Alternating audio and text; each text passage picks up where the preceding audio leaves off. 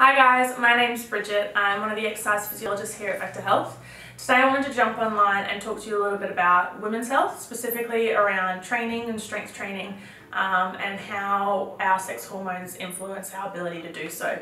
So there's a big saying going around the exercise physiology world at the moment. It's that women are not small men, and that's completely true. As soon as puberty hits, the way that our sex hormones integrate with the rest of our body, men and women completely branch off and become very, very different profiling. And as we go through the month or our monthly menstrual cycle, our energy availability, our hormone levels, our ability to gain strength, our ability to do high intensity lifts or high intensity style workouts, and the type of fuel that we use to fuel ourselves, so carbohydrates versus fat, are different. And it's really important to know this and to understand this so that when we are designing a strength training program, we can actually use the information and the time of the month to be able to achieve the best results for you and I guess get you to your goals a little bit faster. So the definition of a menstrual cycle is a repeating cyclic pattern of hormonal release. Specifically, there's a couple of different ones, but the big ones are estrogen and progesterone throughout the month. And we normally do split it up into 2 phases and then kind of a late and early of each of those phases. So that makes up the 4 weeks. The first phase is your follicular phase. So that is from day 1, the first day of your bleeding, all the way through to ovulation. And then the next phase is your luteal phase. So that's from ovulation all the way through to, I guess, the day before you start to have your heavy bleed again.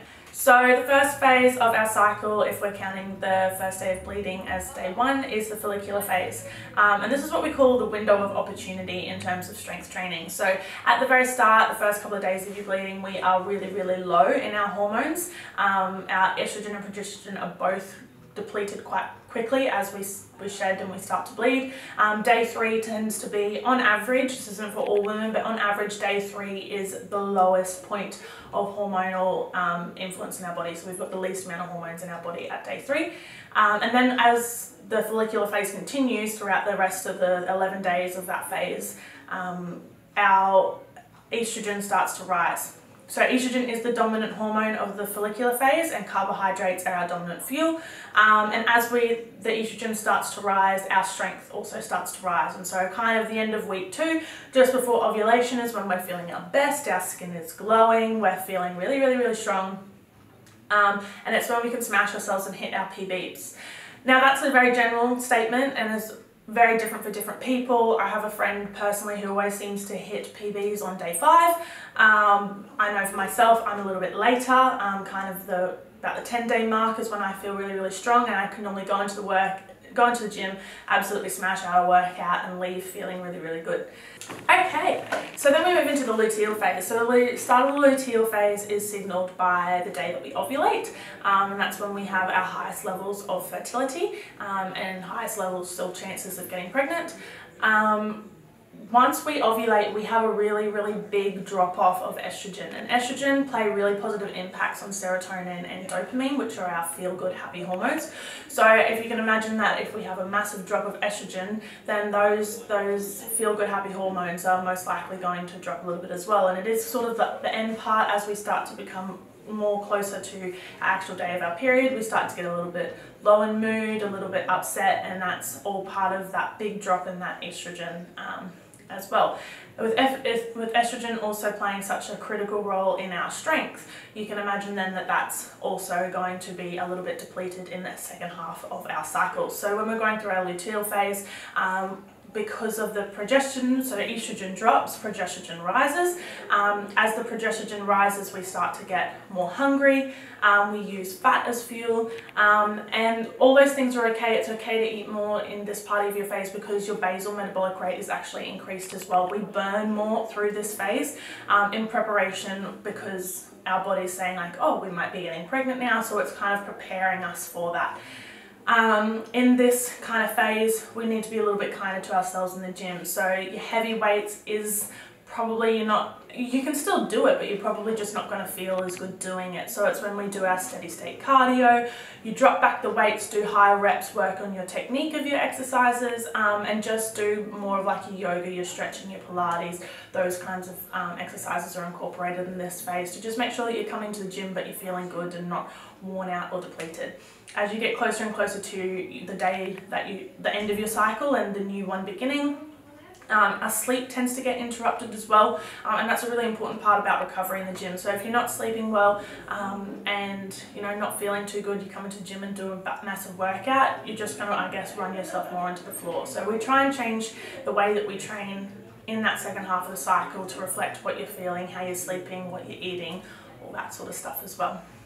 So I guess that last week before you go into your period, while you're feeling a little bit lower and you're working on skill and technique, it's kind of almost the perfect time to start a new program. So your first week of your program is always typically a deload anyway, as you kind of suss out how the weights feel, how the exercises feel together, sort of what you're able to push yourself in.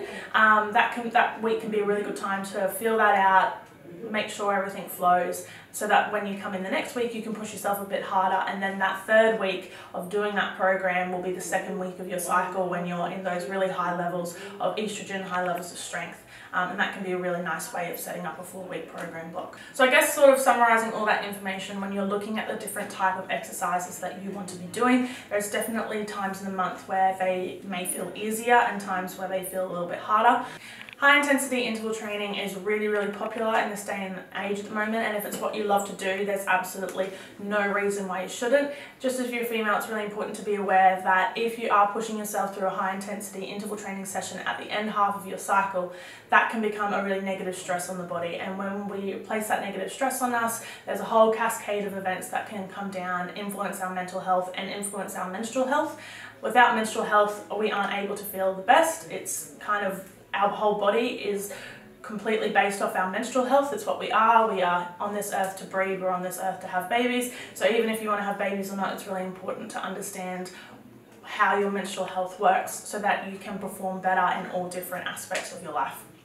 But all in all, weight training in general is incredibly important for females, especially as we age. Once you hit to that menopausal state, our estrogen really rapidly drops, and therefore our bone mineral density can become impaired. So if you're weight training through your years all the way up to that, we start off with a higher bone mineral density, which means that we are at lower risk of developing osteoporosis and osteopenia and all those bone mineral density sort of diseases as we age.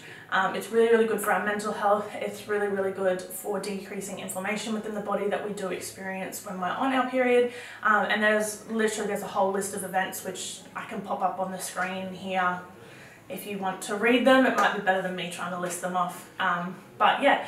If you have any questions about that, please come in and have a chat to us. We are now offering a women's only class, 6 a.m. Mondays and Wednesdays and 5:30 p.m. Tuesdays and Thursdays. And the whole idea about it is to offer a strength-based session that's women's only, that you guys can come in and I guess learn how to lift under the supervision of myself or Jamie, the other exercise physiologist, and I guess pay attention to what our bodies are telling us, try and give us a program that's really, really going to identify and get you guys to where you need to be. Hopefully I explained that in a way that made sense. Any questions, please leave them in the comments or book in to see one of us, Jamie or myself. I'll be happy to chat through any questions that you have. Thanks for tuning in, guys. Talk to you soon.